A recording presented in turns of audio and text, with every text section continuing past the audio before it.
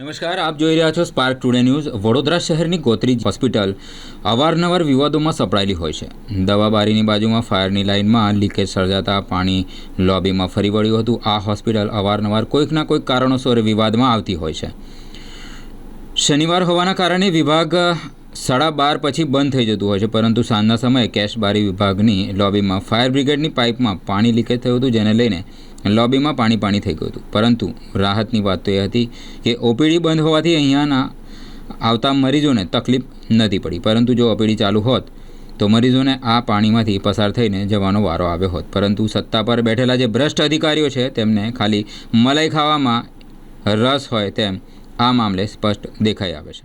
વડોદરા મહાનગરપાલિકાની અંદર આવેલી GMERS ગોત્રી હોસ્પિટલ વારંવાર વિવાદની અંદર સપડાતી હોય છે।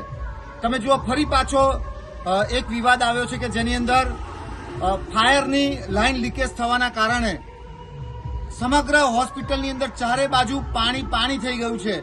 આ તો સદનસીબે ભગવાનનું સત્કાર્ય કહેવાય કે આજે શનિવાર છે, 12:30 વાગે ઓપીડી બંધ થઈ જાય છે, એટલે મરીજોની અવરજવર રહેતી નથી। પણ જો કંઈક ચાલુ દિવસની અંદર જો આ પાણીની લાઇન લીકેજ થઈ હોત તો દર્દીઓને ભારે હાલાકીનો સામનો કરવામાં આવ્યો હોત।